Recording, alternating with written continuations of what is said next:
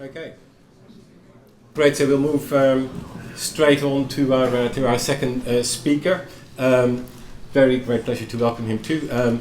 Professor Greg Aldrete of the University of Wisconsin, Green Bay. He's the Frankenthal Professor of History and Humanistic Studies there.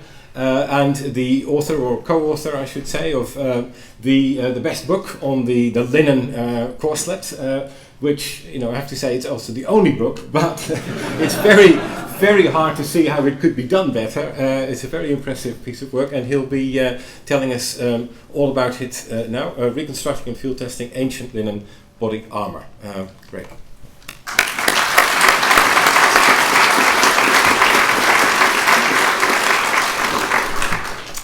Good morning, everyone. Allow me a moment to get set up here and deploy a few more props.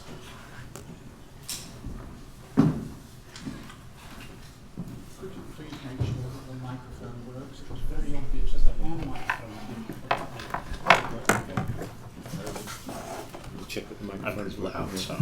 Well, it sounds like it's working, so we can maybe look into it. Yeah. All right. Certainly, while the most common, the most common image of body armor is of a breastplate made of bronze. There is evidence that many ancient warriors, including some famous ones, such as, of course, Alexander the Great, at times wore a corselet apparently composed of multiple layers of linen. This cloth armor has been the subject of much debate and is often identified with a mysterious sort of body armor called a Linothorax, which is mentioned by a number of ancient authors. In scholarship, however, the Linothorax was, at least for a while, somewhat neglected, and I think there's likely two main reasons for this. The first is the quite compelling one that, due to the inherently perishable nature of its component materials, no examples have survived for us to study. And the contrast here, I think, is especially sharp when one considers the many fine examples of bronze armor that are extant. Scholars, as you know, are quite fond of making typologies, but it's hard to make a typology when you have nothing to work with. The second reason is that there often seems to have been a degree of skepticism concerning whether any armor which used cloth as a basic ingredient could have offered credible protection to the wearer. So between the lack of extant examples and doubts as to its utility, the Linothorax has languished, or did languish for a while, in relative obscurity.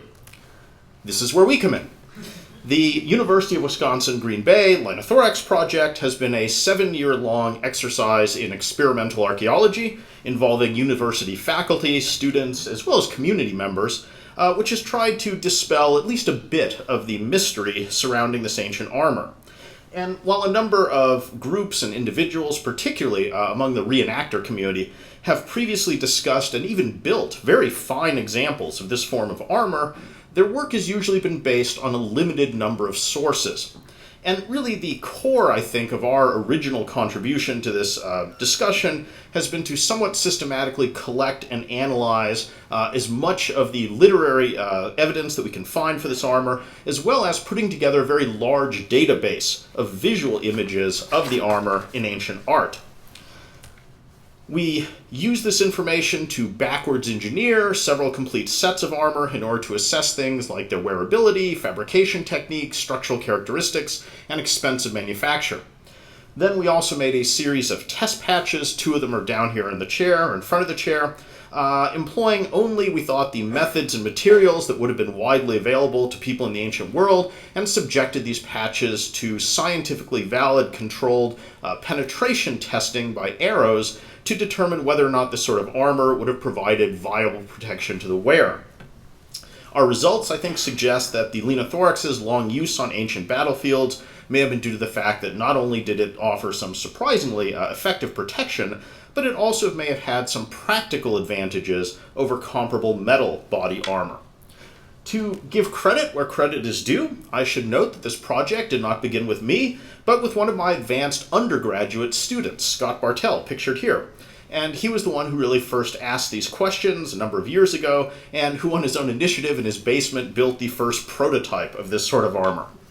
Over the last several years, it has grown somewhat alarmingly, in my view, into a collaborative project involving myself, dozens, at this point perhaps hundreds of my students, a number of faculty, as well as various members of the community. So, what sort of sources do we have for this type of armor? The descriptive term Linothorax, meaning some sort of body armor made out of linen, shows up early and prominently in Greek literature. It's twice in Homer's famous ship list. It's also used by Pliny the Elder, Strabo. It appears in multiple versions of an oracle in which the Argives are characterized as being Linothorax wearing. Various named and anonymous grammarians, commentators, lexicographers also use this, such as Aelius Herodianus, Hesychus, and overall we found so far at least 41 usages of the term by 27 different authors.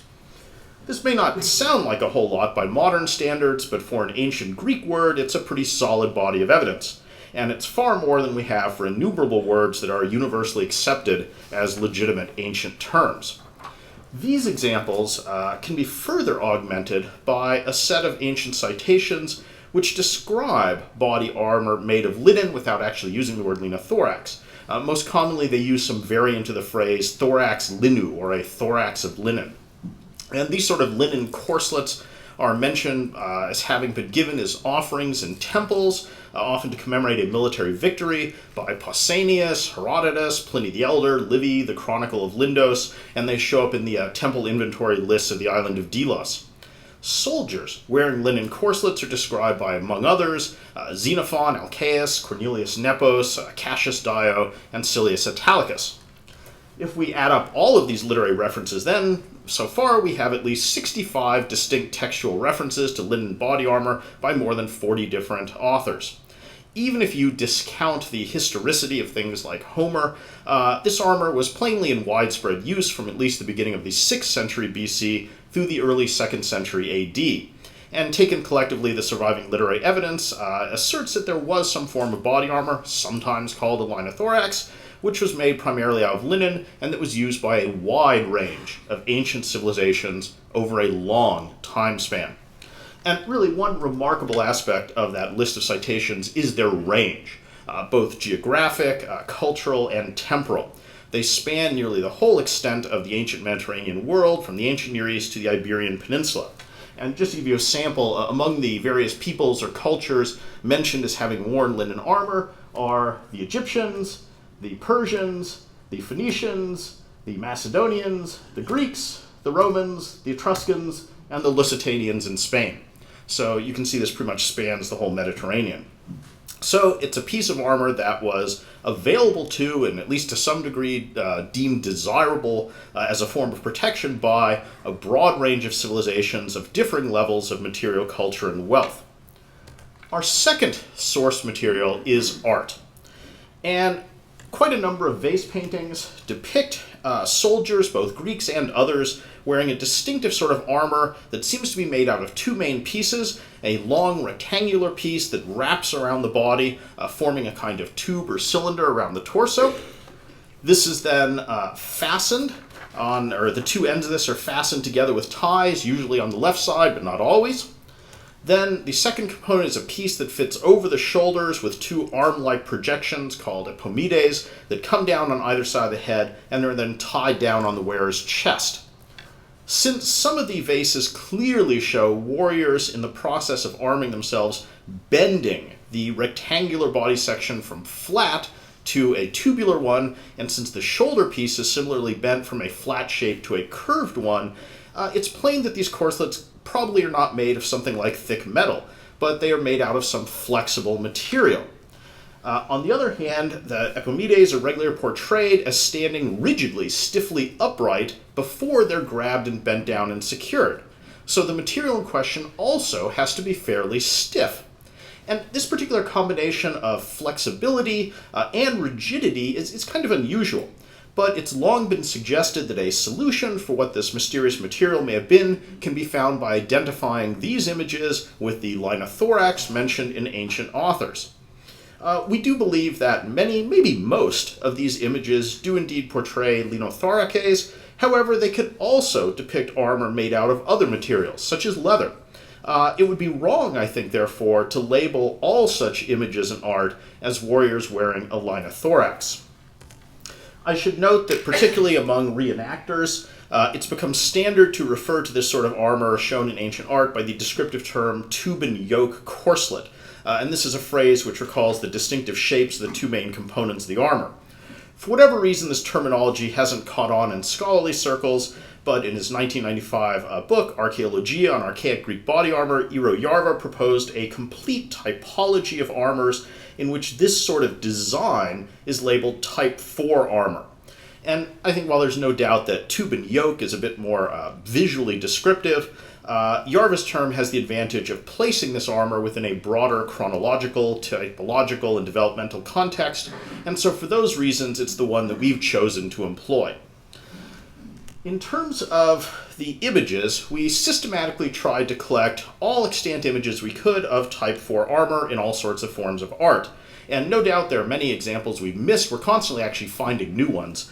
But so far, the current count is we have 913 total images on 486 different items, most of which range from around 600 BC through the 1st century BC. To put together this list, we scoured various databases of art, including, I might say, all 200 published volumes of the Corpus Vasorum Antiquorum. We paged through every one of those. We also searched the online versions, various museum and exhibit catalogs. And just to break this down a little bit more precisely, what we have is 96 images on black figure vases, 12 on white ground technique vases. Red figure vases are 464. This is our single largest category. It's about half of the total. Also, stone and terracotta sculpture, we have 166 images. And paintings, we have 27. And these are especially useful because they preserve, presumably, some of the original color. Finally, on bronze objects, and this is either incised bronze objects or actual statues, we have about 158 images. That includes a couple gold ones as well. Of course, the single most famous image is that of Alexander the Great himself wearing what appears to be a linothorax on the well-known Alexander mosaic from Pompeii. A major issue of contention regarding Type 4 armor is what material it was made from. The many mentions, or textual mentions of linen body armor, coupled with the flexible yet stiff qualities that we see in the vase paintings, I think certainly suggest that these two armors may well be one and the same. Sometimes the idea of linen armor is questioned or challenged on the grounds that linen was expensive and hard to obtain. And it is true that certain linens had a reputation as being somewhat of a luxury fabric in the ancient world. There were places such as Egypt which were renowned for producing expensive, very fine linen for the high-end market. However, there were a lot of coarse linens floating around as well. The flax plant from which linen is made was cultivated in nearly every region of the Mediterranean, from Spain to the Near East, even in quite unlikely places such as Germany.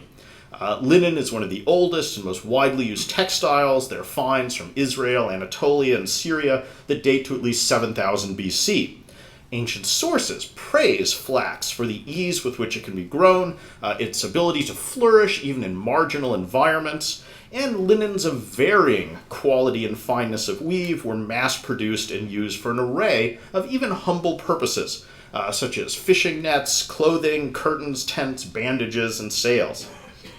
Linen as a fabric has many attractive qualities as a textile, including that it dries quickly, it's very breathable, it has a high tensile strength, low elasticity, good durability, and actually gets stronger when you get it wet. Basic linens were a standard project manufactured in many, perhaps most ordinary households by their female members. And these sort of coarse linens would have been nearly ubiquitous in the ancient world and fairly cheap. When discussing linen armor, a number of the literary sources mention that the fabric was folded or multiply, and if enough layers were piled up on top of one another, this technique certainly has the potential to create quite sturdy armor. Many other cultures in later times have successfully employed similar armor in which multiple layers of fabric are stitched together, sometimes as here, with additional stuffing inserted between the layers to produce a sort of quilted effect.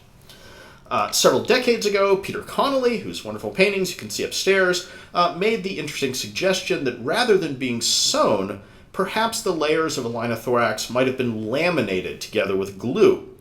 And that the Greeks did have the basic technology of laminating together layers of linen is attested by archaeological evidence. Several sections of multi-layered laminated linen that were at least were identified by their 19th century excavators as having come from linen corselets have been found in various sites, usually among caches of weapons and graves, for example at Mycenae and Tarquinia. However, those fragments really could have come from any sort of laminated object, and so I don't think they're definitive that they definitely are linen corselets. But still, it's suggestive. Currently, ongoing research by Professor Amy Cohen of Randolph College has revealed that the masks worn by actors in Greek plays were also likely, at least at times, made out of laminated layers of linen. And so this provides further evidence that the Greeks were quite familiar with this sort of technology and used it in various contexts. So all of this evidence was compelling enough that we decided to make most of our reconstructions from laminated layers of linen, although for comparison we also fabricated some in which the layers were stitched together rather than glued. Another leading candidate, by the way, for Type 4 armor is leather. And the argument for that often seems to rest on a belief that leather would be cheaper and more available than linen, rather than being based on really solid textual evidence. But if you look at things like Diocletian's price edict and other price lists, the leather of the appropriate sort, that's a very thick type that's derived from the back of an oxen, and that's what's best for making armor, that was very expensive leather.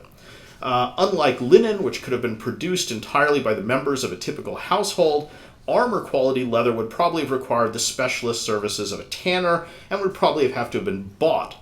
Certainly, in some regions where cattle were common, and therefore leather was common, I think people would have used this for armor, but in many other regions it would have been quite rare. In the end, I suspect that much depended on local availability. Those wishing to fashion Type 4 armor would simply have used whatever they had to hand. So we should expect, I think, that Type 4 corselets made out of linen, leather, or a combination of the two materials would all have been common. And here I think it's also important to remember that every piece of armor in the ancient world was individually handcrafted, so there was likely enormous variety. Given the geographic, temporal, and cultural range of the people who are tested as having used Type 4 armor, it's only reasonable to conclude that it was constructed from the complete range of materials that were available or suitable. In our reconstruction, turning to actually trying to build this, once we decided we would try to make this out of linen, my students began by studying the iconographic images and trying to backwards engineer full-scale models that would capture its distinctive shape. And the first step in this process was to construct a basic pattern for the two main components, and to end up with armor whose shape was identical to the ancient images involved, quite frankly, a lot of trial and error. So we made mock-ups first out of heavy paper and then cardboard, tried them, then fiddled with them. Eventually, this was our first pattern that we actually constructed. And this one was surprisingly complex with a number of curves and little shapes, but when we actually put it on, we found that all of these serve quite pragmatic purposes. And I'll give you one example. This little tab here. It looks fairly innocuous, but when you construct the whole thing together, what that is it's a nice guard to protect the back of your neck from someone chopping off your head with a sword or axe from behind. So it serves a very practical purpose. One of the problems or challenges we faced when trying to reconstruct this was we wanted to do it using materials that were as close to authentic, or I should say as close to what might have been used in the ancient world as possible. And this proved a bit of a challenge. In terms of textiles, this meant obtaining linen that was made from flax plants that had been grown, harvested, and processed using only traditional methods. And this turned out to actually be our most difficult challenge. If you go online and search for hand-spun, hand-woven linen, you can find a lot of it. But if you look into it a little bit deeper, you'll find that most of that hand-spun, hand-woven linen has actually been made from flax plants that were machine processed and treated with modern chemicals, which actually changes the composition of the textile. Eventually, though, we were able to make contact with a group of local traditional weavers in my own state, so they turned out to be right in our backyard, who were growing flax plants, literally in their backyards, harvesting them by traditional methods, spinning the resultant fiber into thread and then weaving it into linen. As you might expect, though, to obtain this sort of textile was extremely expensive, something on the order in the US of about $100 per square yard, which somewhat limited our ability to do this. Eventually, though, another solution presented itself. Two other professors at my university, Professors Heidi Sherman and Allison Gates, separately started a collaborative project with their students to grow flax on campus and transform it into linen using traditional methods. Professor Sherman is a medievalist who works on Viking textiles, and the other is a artist, actually a professor who's an artist who uses textiles in her work, so this is very convenient. So we were able to collaborate. Just to briefly give you a little bit of an idea of the steps involved in this, you of course plant your flax, harvest it, ret it, which means soak it in water, it gets all stinky. Then you dry the fibers out, you break them to get the husk off, you scutch them to extract the long threads, you hackle them, which is you pull them through some spikes to get out any impurities. Then you spin it into thread, and it was a fun experience to get a bunch of male students and teach them how to use a drop spindle. So that was entertaining. And finally, you weave it into thread. This is a modern loom, but we also built a sort of Greek-style loom with hanging weights that we experimented with as well. And you end up with some linen. Now, for practical reasons, we constructed a lot of our full-scale replicas out of fabric that, quite honestly, was not entirely authentic, but since the goal there was to test issues of wearability and structural form, that was okay. But for the test patches, we did use the historically reasonably authentic linen. And we then had to glue this together. And our process of lamination consisted of simply saturating a layer of the linen with glue, adding a second layer, pressing the two together, and building up the layers. So you put another one on, and you press it. And we found it was enough just to press it together by hand. You didn't have to put weights or anything.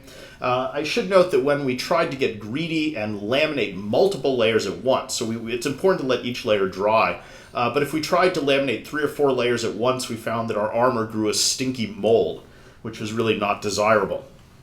In terms of glues, this presented a problem because we know that ancient cultures had things which were the equivalent almost of modern superglue. They had a very strong bond, they were waterproof, helmets have been found with metal parts glued together from the bottom of rivers for 2,000 years, so this existed. Unfortunately, while we can analyze the components that went into the glue, we don't know the process for mixing it, so we could not avail ourselves of these sort of ancient superglues. Our solution to this was to go the opposite direction and say, well, we're going to use some glues that we know were so cheap and so widely available that almost anybody in the ancient Mediterranean could have used them. And ultimately, we settled on 2 glues, one animal, one plant. The animal one was a rabbit glue, which is made, what it sounds like, from rabbits. Rabbits are ubiquitous, they're cheap, they're easily obtainable. You can make a nice glue from their skin. So we made quite a few examples with rabbit glue. I should note, though, again, if you're working with rabbit glue and you own a dog, your dog will believe that you are making supremely tasty chew treats for him. I own a dog and learned this from personal experience, so keep your dog away from your armor, at least while it's being manufactured. We also made a glue using flax seeds. You boil the flax seeds, strain them, and you actually get a weak glue. But it was enough. It did the job. So we could say that literally anywhere that was growing linen would also have produced a glue that could be used to make this sort of armor. When dried, the result was a large laminated slab. This one's about a centimeter thick here. It's 17 layers. This is fairly high quality linen. And this is the very first one that I'm showing you the pictures of here. So once we had produced this big slab, we then put our pattern over it, traced the patterns onto it, and cut it out. And I say cut it out very glibly, but this turned out to be a real challenge. The slab defied any sort of scissors, even large industrial ones we tried. I eventually bought a set of bolt cutters that are used to shear metal bolts. That did not cut it. We were finally only able to cut this using an electric jigsaw equipped with blades to cut through 1/4-inch steel plates. This told us 2 things, and this is this is the joy of experimental archaeology. 1, this was not the way they did this in antiquity, lacking electric jigsaws. and 2, we had to come up with something different. And of course, it seems obvious now. You'll laugh at us, I laugh at myself, but obviously what was done in antiquity was first they cut each piece of fabric to shape and then glue them together. And subsequent to this, that's the procedure we followed as well. You then attach the 2 main pieces together. You can do this with metal bolts, leather ties. You can even glue them. We did various things with various models we made. You attach some terugis, which are these flaps, somewhat optimistically put on to provide some protection for the thighs and groin area. And finally, you add a few decorative details and some painting. And here's the finished product. This was the first one we made. This particular example here had 17 layers, about 1 centimeter thick. It consumed a bolt of linen that was 16 meters long by 1 meter wide. And this was a large size one. This was made to fit me. So in the ancient world, they're probably a bit smaller.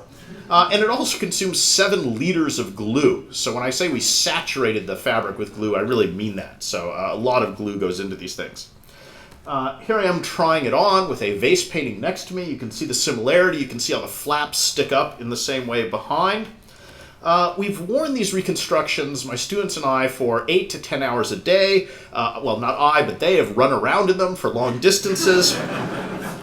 We've worn them in various types of weather conditions, and all of this has led to some observations about wearability, which I'll return to a bit later.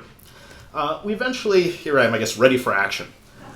We eventually made 7 full-scale replicas of this, and one of them was an attempt to emulate the one seen on the Alexander mosaic. So here's Scott, my initial student, wearing his Alexander mosaic right next to the Alexander mosaic itself. So you can see how similar those two are. We eventually refined the pattern a little bit. We simplified it for some of our later ones. This is one of our later patterns here, but different patterns produce different results. One sort of side aspect of this project was having put together that huge database of images, we could do some things that really hadn't been possible before to learn about aspects of construction and design of ancient Greek armor of this era. And I just want to share a couple of observations that came out of that analysis, big sort of mathematical analysis of the database. One has to do with the application of additional scales. In modern scholarship, there's quite a lot of emphasis placed on the fact that perhaps metal scales or scales made out of other materials were placed on top of the linen armor to enhance its protective abilities. But when we did analysis of all 1,000 images or so, we found that the scales were added only in 15% of the cases. So most ancient warriors seem to have gone with the basic unadorned or unaugmented form of this armor.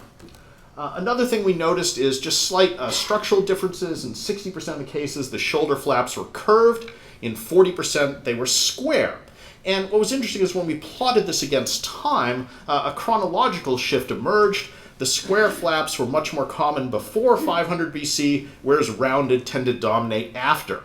Similarly, a double layer of teruges, those flaps, were more common before 475, but after 475, usually you'd see a single layer. I mean, there's exceptions to both.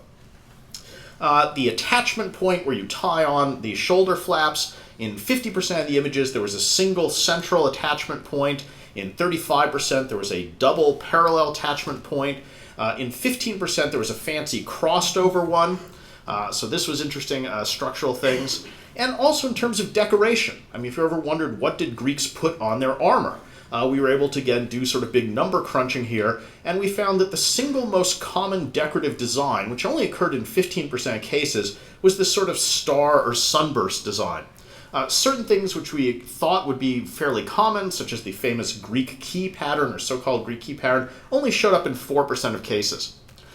There were also 42 images on horseback, a significant number, and so this shows that this sort of armor was used by various types of troops, foot soldiers, cavalry, and so on. All right, so we had constructed a set of these. We knew something about their wearability. We knew something about the form. What about the second half of our project, where we wanted to assess, would this have provided decent protection to the wearer? Well, to investigate this, we made a number of experimental test patches using different fabrics, different glues, different weaves, and then subjected them to penetration testing with arrows under controlled, replicable conditions. And for these experiments, we made literally dozens of these test patches, roughly 0.5 meter square. We focused on arrow tests because not only would this have been one of the most common hazards encountered on the ancient battlefield, but it was a type of attack that we could precisely regulate and measure, and thus produce scientifically valid results. We tested for all sorts of variables, both differences in the construction of the patches, different layers, different direction of weave, different glues, and also how we shot them, different arrows, different distances, different power bows. We attached the test patches to a foam block emulating a human torso, attached this to a heavy wooden stand. In terms of the arrows, we used handmade wooden arrows with natural feather fletching. We employed lots of different arrowheads, both bronze and iron. Some of these were made by blacksmiths for us, attempting to replicate ancient arrowheads. The little red arrows are pointing to a couple of those. Out of curiosity, we also employed modern arrowheads, including some razor-sharp carbon steel hunting tips. Here's some of the bronze ones on one side with a couple of the iron on the other. And just to reassure you that our arrows heads did approximate those used in the ancient world, in this slide of each pair, the one on the left is one of our replicas, and the one on the right is an arrowhead in the National Museum at Athens taken from an ancient battlefield, so either a Greek or Persian arrowhead. So we tried to get these as close as possible. We also tried to get the metallurgy as close as possible. When it came to the bow, though, we used modern compound bows, which employ a system of pulleys to have a specific hold weight. And the reason we use the modern bow rather than attempted reconstruction or replica bow is because we needed to have the exact same power applied for every shot. If we had used a replica bow made out of natural materials, all sorts of differences in draw length, difference in the humidity in the air, would have affected the power of each shot. But these sort of bows have very specific hold weights. We could measure those exactly. We used a whole range of different bows to represent the range of power of bows we think were used in the time periods that we're interested in. I confess, though, out of curiosity, we employed any bow we had to hand. I own a long bow myself, so I couldn't resist shooting it with that and with various other types of bows. We shot from different ranges, from point blank, 5 meters away, flatline trajectory shots, to longer ones, to even much longer ones, a couple hundred yards, where we lofted the arrows up into the air at a 45-degree angle and they fell down on an arc. We measured the penetration of each shot. Every shot was individually numbered, and all the relevant data, angle, distance, arrowhead, bow, all that was recorded. And we recorded that data and did lots of number crunching. And from this, we got our test results. And basically, to summarize all of this, the Linothorax would have provided excellent protection. So, for example, when you shot a 1 centimeter test patch from 20 meters away with a 25 kilogram pull bow, the arrowhead failed to fully penetrate the test patch. Just to give you an idea of the protection this would have offered, when we shot the arrow at the foam target block without any test patch on it, even with our weakest bow, so this was a very weak 12 kilogram bow at a range of 8 meters, it still had enough power to penetrate 230 millimeters deep into the foam. This would be equivalent to shooting an unarmored human being, and an arrow that went that deep would nearly go through the person, would be a fatal shot. But when we put a 1 centimeter test patch, the same arrow went less than halfway through that test patch. So it's the difference between dying and being completely unscratched. Late in the process, a number of documentaries were filmed about our project by various Discovery Channel and other people like that. They had a lot more money than us, so one of the things they brought was a very fancy ballistics gel dummy. This is made with nice ballistics gel. It has bones, it has organs, it even bleeds. We were able to play around with this, and I'm happy to say that our results with this fancier thing were exactly the same as with our humble foam block. So it kind of reinforced our data, but with a little bit higher technology stuff. Overall, not surprisingly, the single most important variable was the thickness of the test patch. Also, the shape and weight of the arrowhead substantially affected its penetrative power. But the basic sort of takeaway conclusion is that a 1 centimeter thick Linothorax, which is about the thickest you can make it without, if you bend it over and over again, it might start to crack or delaminate. 12 millimeters, you can do it up to 12 millimeters. but that sort of thickness would have protected you from pretty much all the sorts of bows and arrowheads that likely would have been encountered on ancient battlefield from about the 6th century BC to the at least midway through the 3rd century BC. If you have a scientific cast of mind, it required about 70 joules of energy to penetrate 1 centimeter of laminated linen. Joules are often used in ballistics testing to compare different things. We also did a number of those shots where we shot up in the air at a 45 or 25 degree angle, and then the arrow fell down. This is the sort of mass volley archery that might have been most commonly encountered on ancient battlefield. And when we shot the test patches in that way, the arrows only stuck weakly in the armor or sometimes just bounced right off. So it would have provided very good protection against that. Certain things that we thought would also matter didn't turn out to be so important. One thing that does matter is the angle that we shot at. Most of our shots were at a worst case scenario, 90 degrees, just straight in. But on a real battlefield, the armor is curved, people would have been moving, arrows would have been coming in from an angle. And so not only would the arrow have had to penetrate a thicker expanse of armor if it hits an angle, but we found an unexpected benefit of this form of armor is that when an arrow came in at an angle, the tip of the arrow would almost get caught by the layers and start to divert between the layers. So it would almost be magically turned away from your body as it burrowed between 2 layers and expended its energy that way rather than penetrating straight through. Certain factors we thought would matter turned out not to. So for example, we thought that alternating the direction of weave between layers would provide much better protection. It turned out not really to matter. The glues didn't seem to make a lot of difference. As long as it made a solid slab, which glue we used was less than 5% difference in the penetration of the arrow. What did make a difference, though, was the authenticity of the linen. Our hand-woven, hand-spun, hand-processed linens consistently performed 10 to 15% better than modern linen. And at first this puzzled us, but eventually we figured out what's going on is that flax fibers in the plant are encased in a kind of waxy pectinous matrix. And if you process that in traditional ways, some of that waxy gumminess survives. And when you process it by modern chemical means, all of that's stripped away. And so our authentic slabs had a slight gummy texture, which ended up substantially increasing the protection they offered to the wearer. So the authentic linen was definitely better than the modern one. We also made a number where we sewed together the layers rather than glued them. Those usually performed about 10% less well than the laminated. So you could certainly make one of these by just sewing together layers rather than gluing them. It would have been marginally less effective than a laminated version.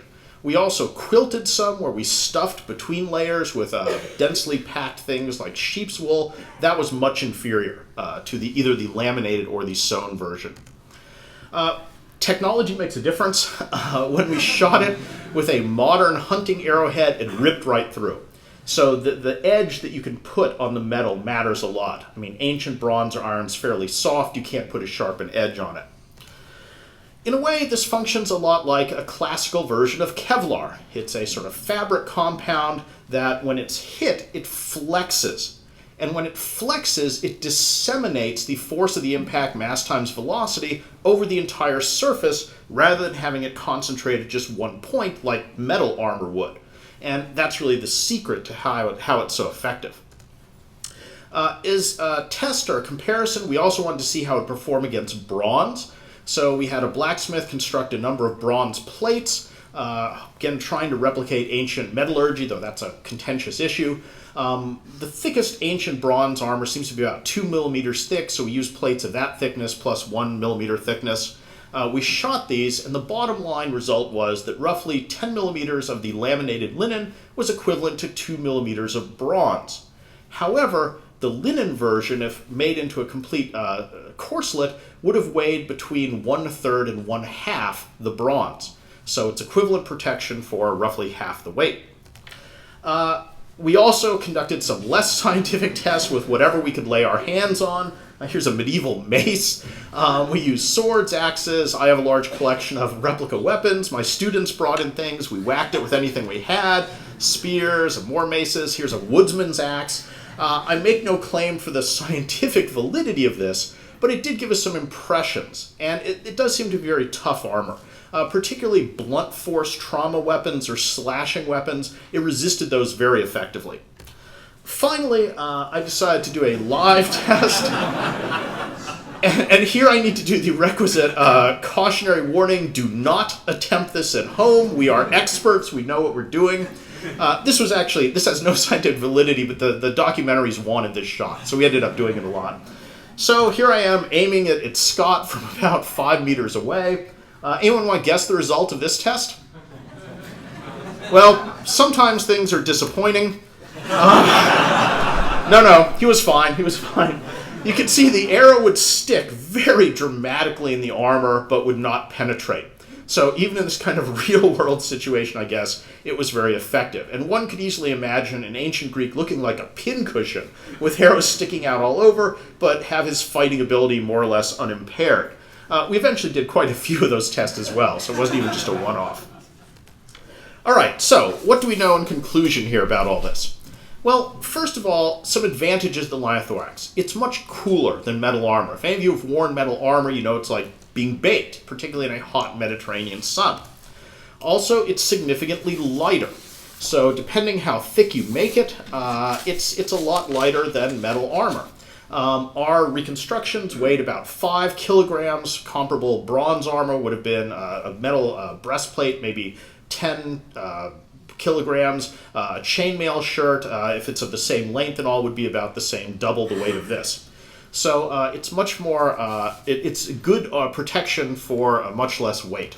And of course, the lighter your armor, the further you can run, the longer you can fight. It has the nice quality of becoming stronger when wet, so this is something about linen. This does raise the issue of waterproofing. Rabbit glue is a water-soluble glue. So if you make it out of that sort of glue, you would have to worry about waterproofing it both outside and inside to protect it from your own sweat. We did experiment with this a little bit. We tried various, again, commonly available agents to waterproof: pine resin, lanolin, beeswax. Our methodology here was we constructed lots and lots of little miniature test patches, coated them with various substances, and then we subjected them to a simulated 12-hour hard rain, followed by 4 hours of complete immersion in a bucket of water. So we thought this was a pretty severe test of how waterproof they were. And what we found was that beeswax actually was the easiest thing that was still very effective. It doesn't truly make it waterproof, but it makes it highly resistant. And you didn't even have to melt it on there. If you simply took a block of beeswax and rubbed it over the entire surface of the armor for 5, 10, 15 minutes, it made it highly resistant to water. It survived those water tests we described, and it worked pretty well. It would also have a very nice side benefit of making your armor smell very pleasant, which in the ancient world, in a sweaty armor, may have been no small thing. You would have to reapply it about every other month. So like with any sort of armor, there's a certain degree of maintenance. You'd have to re-rub the beeswax on there. I also once was caught in a thunderstorm in one that we had not waterproofed in any way, and I thought, oh, I've ruined my armor. But I found, and sure enough, it started to come apart. The layers started to delaminate. But I found that once the rain was over, if I just pushed them back down, they glued themselves back into place just fine. So it seems to be fairly resilient armor, even if you don't waterproof it. And I do think in the ancient world they did have some glues which are fairly waterproof. Another thing is that this uses common materials and skills.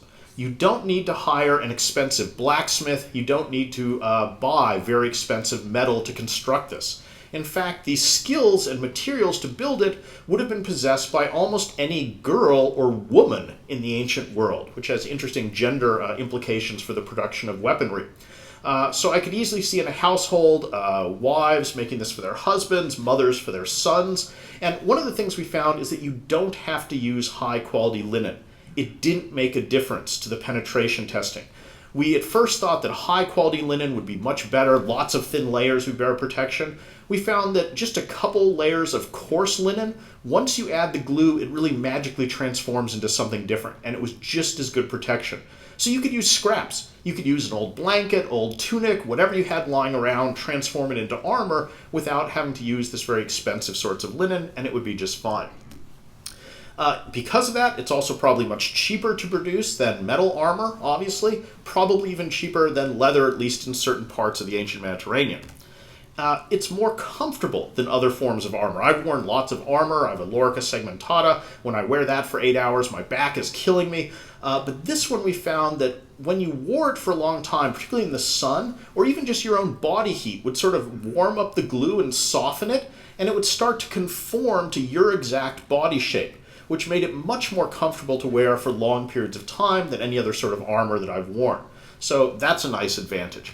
And finally, as we've seen with the arrow tests, it offers decent protection. It'll protect the wearer from the sorts of arrows one's likely to encounter. Aspects of this project continue. We're still playing around with certain things, but our basic first 2 things we want to investigate are done. We've published that now in the form of a book, so those results are out. We also have a website. We have some videos on there, a pattern. You're welcome to check that out and look at it. So, thank you very much.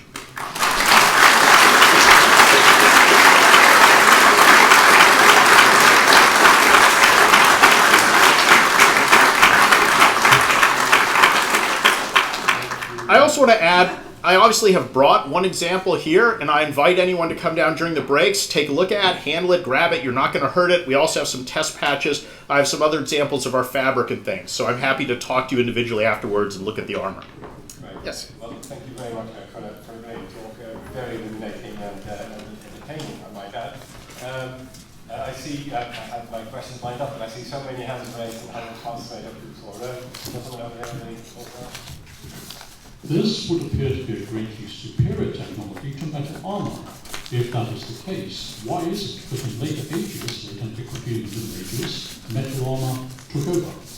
Yeah, that's a great question. I mean, if this is so terrific, like I'm saying, why didn't everybody use it, and why does it fall out of use? And first of all, I think even in all the periods when this was used, there was still lots of metal armor, obviously. We see it on vase paintings, we see it other places. And part of the reason for that is metal armor is a status symbol. It's flashy, it looks good. And we know even today, people like to wear high status things that proclaims their status, that shows off their wealth. So I think armor, metal armor, always had that cachet of being, this is more expensive, this is nicer, this shows my status. It just looks nicer, it's flashy on the battlefield. So you always had all these types of things coexisting. Why does it fall out of use? It falls out of use, at least in frontline military contexts, about the time the Romans come in and take over everything. And one of the answers is I think the Romans just had their own military traditions. They like to look like Romans. They're going to do their things their own way. The other is, once you get down to that time period, you start to get some improvements in technology which start to render linen armor less effective. So the Romans had, not steel, but I mean, better arrowheads, sharper arrowheads you could put a finer point on. As you saw with that slide I showed you, the modern ones, the sharpness of the edge you can put on the metal makes a big difference. So it started to be penetratable by new types of arrowheads. Also, you start to have more powerful bows showing up. You start eventually to get horse archers coming in from East Central Asia who have these more powerful bows. Those can start to penetrate it, but you can never make it much more than 10, 12 millimeters thick.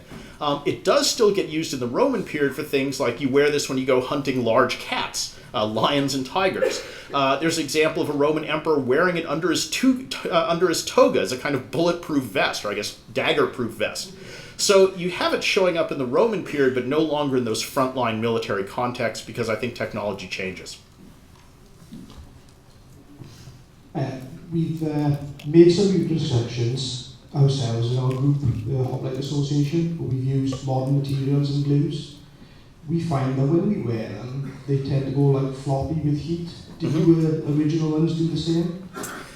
Yes. So, I mean, one of the things is it does soften in the heat, which is nice because, like I said, it molds itself to your body. If you have really intense heat, then it might start to get soft, really soft. But on the other hand, some of the ones we made where instead of laminating it, we just sewed it together, those are always soft.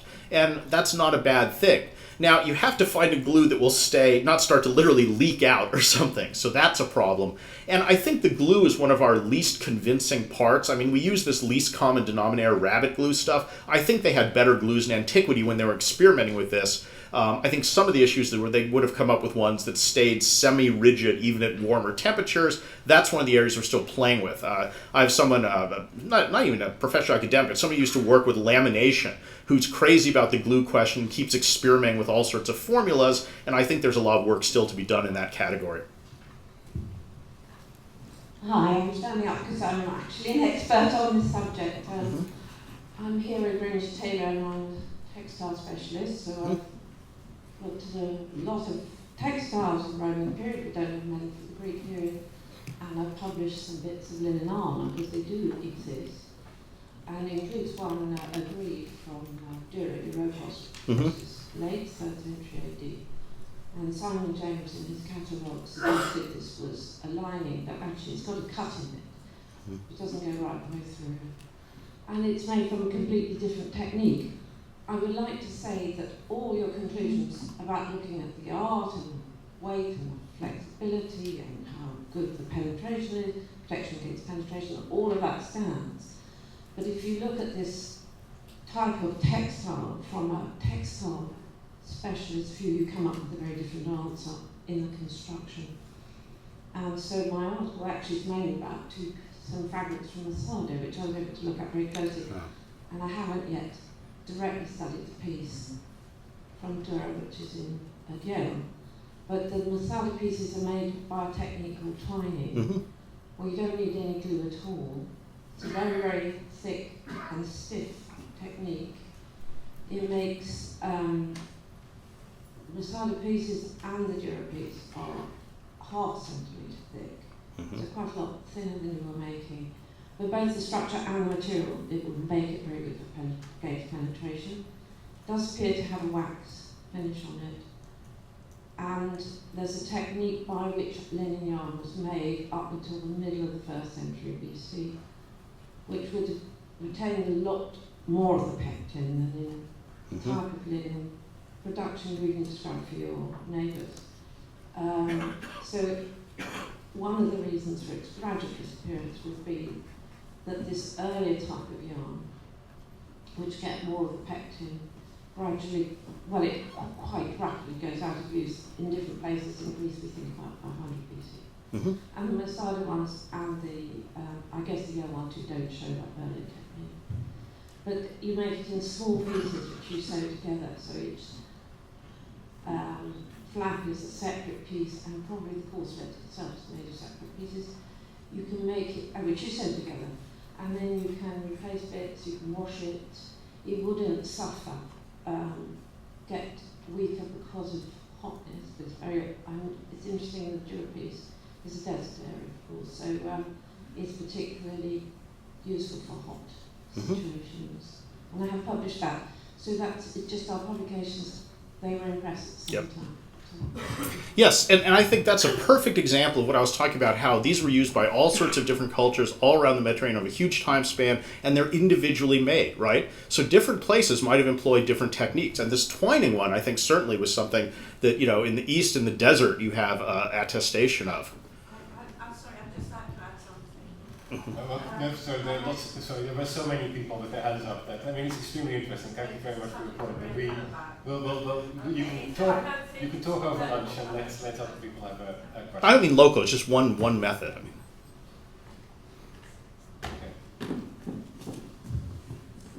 Yeah, just to say, I think it's really interesting that sort of comparing with, say, medieval cloth armours, things like lumberjacks, for example, looking at medieval sources, they're describing those made out of 18 layers of linen, sometimes the layer of leather sandwiched in between. So it's interesting, I think, you've come up with sort of roughly the same sort of layers coming out of it, and that has the same sort of effect. You get medieval accounts of people walking around looking like porcupines with arrows hanging out on things like the Third Crusade and what have you.